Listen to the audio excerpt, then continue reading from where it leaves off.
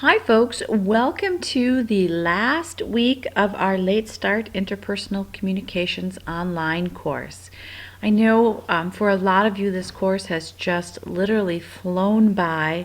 One of the disadvantages of a late start class is that we take the whole 16-week semester and we work it into 8 weeks, in this case 9 weeks, because we had a break for Thanksgiving last week. So I know this course has gone really fast. I applaud you all for working so fast and to keeping up with all of the assignments and the due dates. But we are now officially in the home stretch. We have 1 week left to go. And if you look at our schedule that I have up here, week number 9 is December 2nd through December 8th. We have one last chapter to complete, which is chapter 12, Communication Climate. I think you will like this chapter in that it kind of brings everything that we've studied throughout the semester, kind of pulls it all together, and makes sense about how all those tools that you've learned, whether it was nonverbal tools or conflict tools or language tools or perception tools, it brings all those together and shows you then how that all relates to creating a climate within your relationship. So to me it does a really nice job of creating closure to the textbook and bringing everything kind of full circle. So you'll need to read chapter 12 and make sure that you again are still doing the vocabulary and taking notes using PowerPoint slides. Complete quiz number 12 by 11:59 on Friday, December 6th. And then also make sure that you are getting all of your things together, all of your vocabulary, all of your notes together, because you also will be completing that intercultural film analysis, and that is also due on Friday, December 6th, saved in Microsoft Word or rich text format. And that's also due in the Dropbox on Friday, December 6th. There is also a course survey that is worth 10 bonus points that is due in the Dropbox on Friday, December 6th as well. And I do have some directions on our homepage for doing that. You're just kind of answering some questions that help me get feedback for the course and then providing tips for my students who are coming in next semester.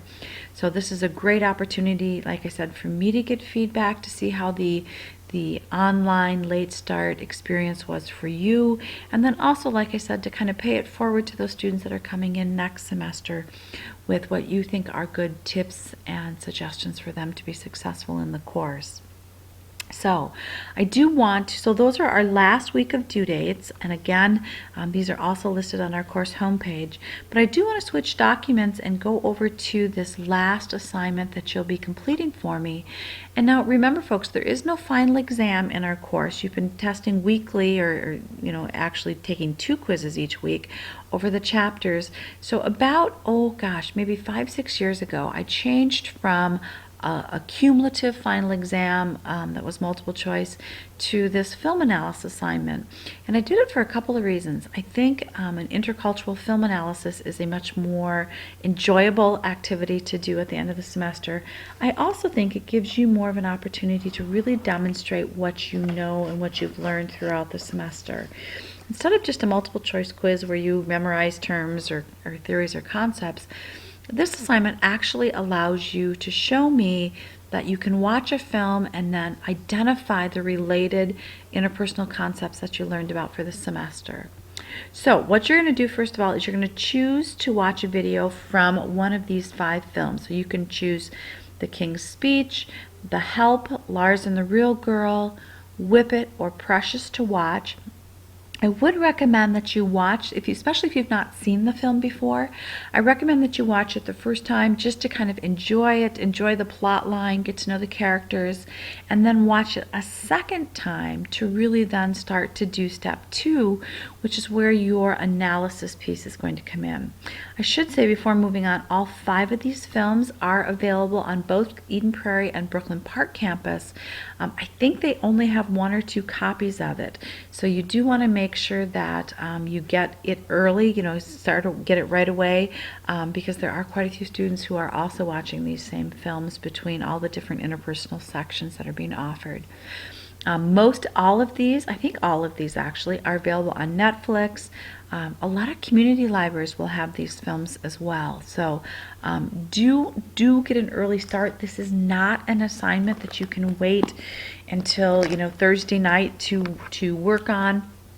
It takes, most students tell me it takes between 6 and 8 hours, to watch the film and then to do the actual writing of the paper. So hopefully you all have already even started on this paper, or at least have watched the film once or twice.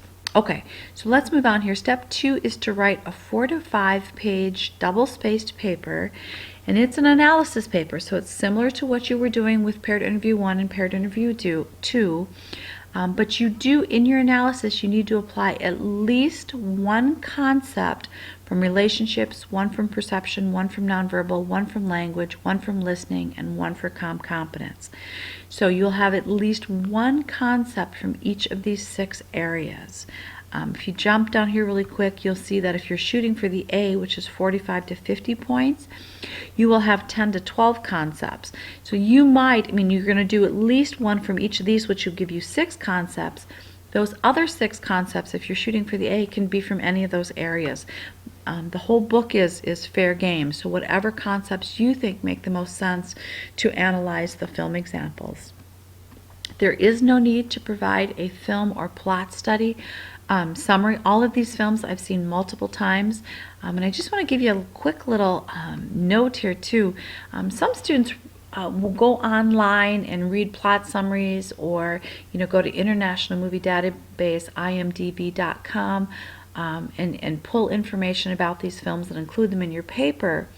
And while that's certainly not necessary, and it's really not even what I'm looking for, if you do that, make sure that you cite where you got that information from. Any information about these films that's not from your own head has to have a full APA citation. Otherwise, folks, it's plagiarism, which results in you failing, so we don't want to do that. So please don't feel like you need to go online and do any research on these films or on the plots. Truly write from what you have learned this semester. So please follow the guidelines for college level writing. Make sure that you have a thesis statement. Make sure that you're writing in full paragraphs. Make sure that you have transitions between your paragraphs so the reader clearly knows I'm moving from the area of perception now into nonverbal. Make sure that you have an introductory and a closing paragraph that will open your paper and then create closure at the end of your paper. And folks, again, and I know I've said this multiple times throughout the semester, if writing is not your strength, make sure that you use the folks down in the Learning Resource Center or in the Writing Center to help you put together this college level paper. This is your capstone project. This is your place to show me and really demonstrate how much you've learned this semester. And it's worth 50 points, which, we've got a little over 300 points for the semester. 50 points can literally move you from an A to a C or from a C to an A. So it really is an important project. I really want you to do your very, very best work. In some of the paired interviews 1 and 2 that I've been reading and grading, sometimes students are dropped a full letter grade or even 2-letter grades because there's so many grammar or mechanical or spelling errors. And that's just, there's resources there for you, so please make sure that you use those.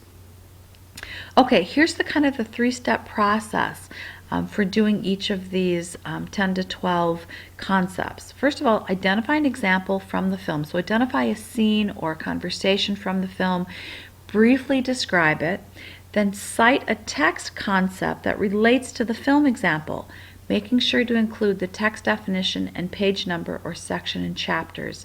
And please pay attention right here to my note. I do need you to highlight the related course concept, the definition, and the page number or chapter section number in bold or in a different color or italics it. In some way, make sure that that is highlighted for me. Again, if you want to just highlight the concept within your paragraphs and then at the end give me a vocabulary list that has definitions and page numbers, I'm perfectly fine with that, but I still want the concept highlighted within your writing.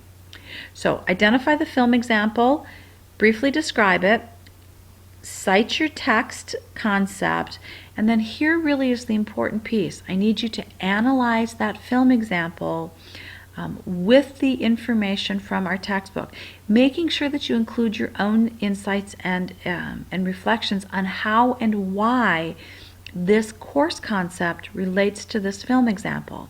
So you might say, in this scene, and you describe maybe a conversation between two of the characters, this is a great example of proxemics, and our text on page 59 defines proxemics as this. And this is where you go into step 3 then. You say, because you've identified the scene, you've identified the concept, and this is where the analysis comes in, where you say, I think proxemics relates to this scene example in this way. So this is where you use your own insights and your own thoughts, and you describe to me why you think proxemics relates to this particular film scene. And that, folks, is where I really know that you understand and you can truly apply those course concepts. So if you kind of follow this 3-step approach for each of the film examples and concepts, you'll be right on the right path for doing this assignment correctly. If you're shooting for an A, you're going to have 10 to 12 clearly referenced scenes or examples from the film, and then you're going to have an analysis that applies 10 to 12 concepts, making sure that at least one concept from each of these 6 areas up here, right, relationship, perception, nonverbal, language, listening, and competence, but a total of 10 to 12 concepts, and then a analysis that fully demonstrates your understanding and ability to apply course knowledge. Needs to make sure that it's free of grammar or mechanical errors. So that's what an A paper, which would be a 45 to 50 points, would be. I also have the whole grading rubric down here so that you can see all the different levels that I'm looking for. One of the things that I'm seeing in your paired interviews 1 and 2 is that you maybe are having, instead of 10 to 12 examples or concepts, you're applying 6. Well, if you only apply 6, then I go down here and say, okay, 6 is going to be somewhere in that 35 or 36 range. If you're shooting for your A, make sure, I even tell students, if you're shooting for an A, I would go 12, 13, 14 concepts and examples just to make sure that you earn those full points. Okay, so that is your final project, your final capstone project for the semester. Please get an early start on it, and if you have any questions or concerns, make sure that you email those questions to me. If you get your paper done early and you want me to take a look at it, happy to do that, but please do make sure that you get your paper to me by Wednesday so I have time to give you feedback and comments. So hang in there, folks. We are in the home stretch. Do your very, very best work and let me know if you have any questions.